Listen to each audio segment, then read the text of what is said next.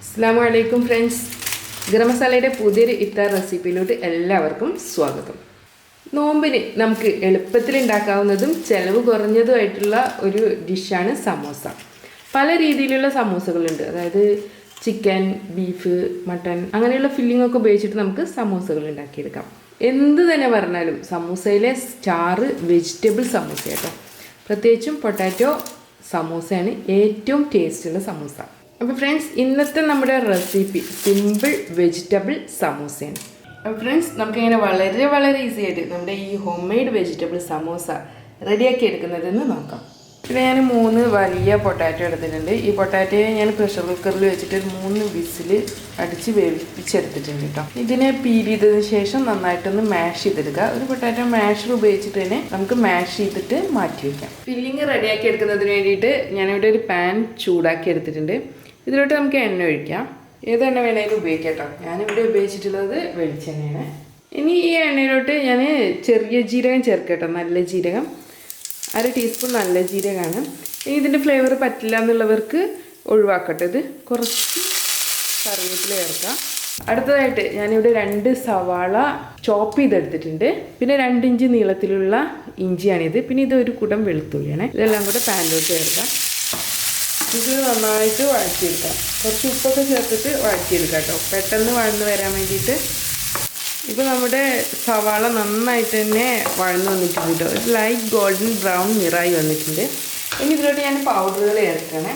ഇവിടെ ഞാൻ 1/2 ടീസ്പൂൺ മഞ്ഞൾപ്പൊടി ചേർക്കുകയാണ്. ഇനി ഒരു 1/2 ടീസ്പൂൺ തന്നെ മല്ലിപ്പൊടി ചേർക്കാം. ഒരുപാട് മല്ലിപ്പൊടി ചേർക്കണ്ട കേട്ടോ. ഇനി എത്രത്തോളം എരിവ് വേണോ അതിനനുസരിച്ചിട്ട് മുളക് പൊടി ചേർക്കാം. പച്ചമുളകും മുളക് പൊടിയും നമുക്ക് ആവശ്യാനുസരണം ഉപയോഗിക്കാം കേട്ടോ. ഇതിലോട്ട് ഞാനൊരു 1/4 ടീസ്പൂൺ ഗരം മസാല പൗഡർ ചേർക്കുന്നുണ്ട്. പിന്നെ 1/2 ടീസ്പൂൺ കുരുമുളക് ചേർക്കുന്നുണ്ട്.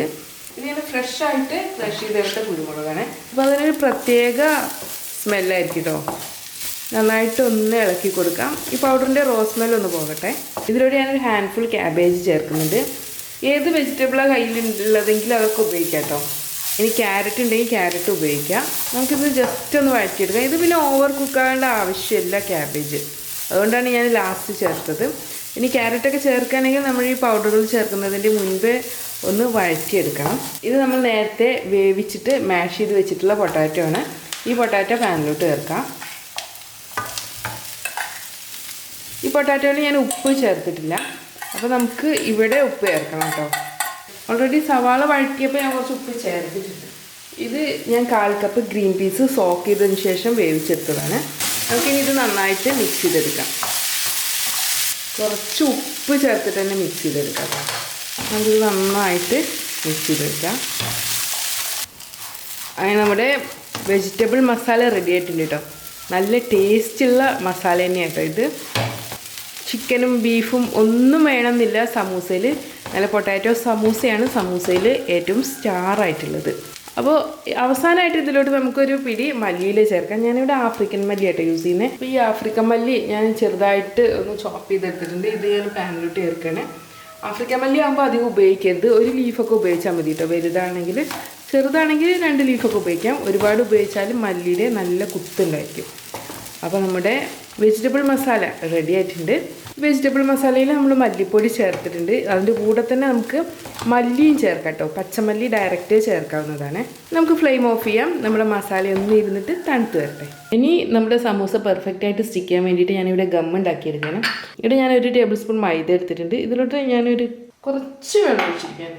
ആവശ്യാനുസരണം കുറേശ്ശെ വെള്ളം ഒഴിച്ചിട്ട് ഇതിനെ ഒരു പശയുടെ പരുവത്തിലോട്ട് മാറ്റണം. എന്നിട്ട് സമൂസയിൽ ഗ്യാപ്പൊക്കെ വല്ലതും ഉണ്ടെങ്കിൽ നമുക്ക് ഈ ഗം ഉപയോഗിച്ചിട്ട് സീൽ ചെയ്തെടുക്കാം. ഇനി അങ്ങനെ ചെയ്യണമെന്ന് നിർബന്ധമൊന്നുമില്ല കേട്ടോ. ഇങ്ങനെ ചെയ്യുകയാണെങ്കിൽ സമൂസയുടെ അകത്തോട്ട് എണ്ണയൊന്നും പോകാതെ നല്ല പെർഫെക്റ്റ് ആയിട്ടുള്ള സമൂസ തന്നെ കിട്ടും. അതല്ലെങ്കിൽ പിന്നെ നമുക്ക് കുറച്ച് വെള്ളം സമൂസയുടെ സൈഡിലൊന്ന് അപ്ലൈ ചെയ്താൽ മതി.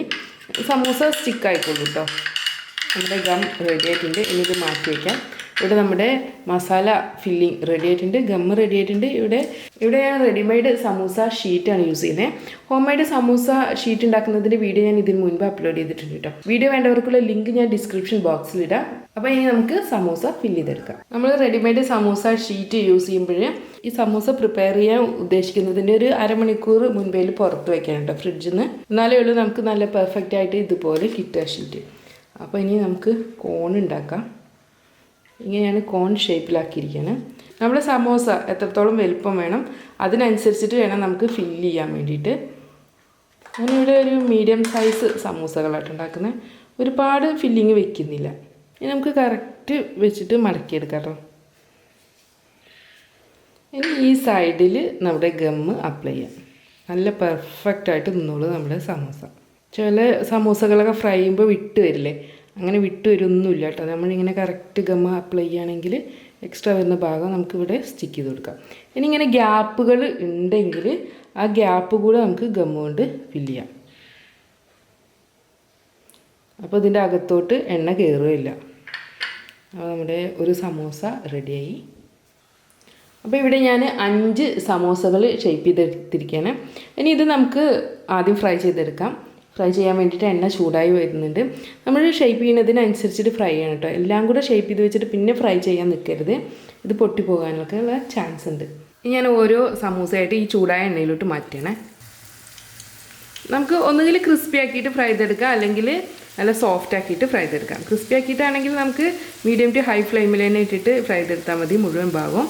അതല്ല ഇനി സോഫ്റ്റ് ആക്കിയിട്ടാണ് ഫ്രൈ ചെയ്തെടുക്കുന്നതെങ്കിൽ ജസ്റ്റ് ഒന്ന് പുറം ഭാഗം ഫ്രൈ ആയി വരുമ്പോൾ നന്നായിട്ട് ഫ്ലെയിം കുറച്ച് വെച്ചാൽ മതി. നമുക്ക് തിരിച്ചിടാം.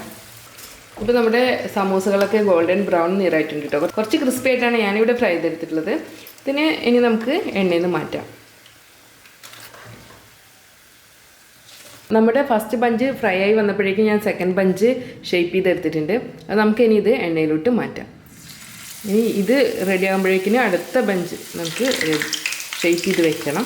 അങ്ങനെയെങ്കിൽ നമുക്ക് സമൂസ പെട്ടെന്ന് ഉണ്ടാക്കിയെടുക്കാൻ പറ്റും. അങ്ങനെ നമ്മുടെ home made vegetable samosa ready ആയിട്ടുണ്ട്. ഇവിടെ ഞാൻ എടുത്തിട്ടുള്ള ഈ ഫില്ലിംഗ് ഉപയോഗിച്ചിട്ട് ഞാൻ 22 സമൂസ ഉണ്ടാക്കിയിട്ടുണ്ട് കേട്ടോ. കുറച്ച് ഫില്ലിങ് മതി, ഒരുപാട് എണ്ണ ഉണ്ടാവുകയും ചെയ്യും. ഫ്രണ്ട്സ്, എല്ലാവരും ട്രൈ ചെയ്ത് നോക്കണം. ഇഫ്താർ ടൈമിലൊക്കെ സെർവ് ചെയ്യാൻ പറ്റിയ നല്ലൊരു സ്നാക്കാണ് ഈ വെജിറ്റബിൾ സമൂസ. വീണ്ടും നല്ല അടിപൊളി റെസിപ്പികളുമായിട്ട് നമുക്ക് അടുത്ത ദിവസം കാണാം. Thanks for watching. Thank you.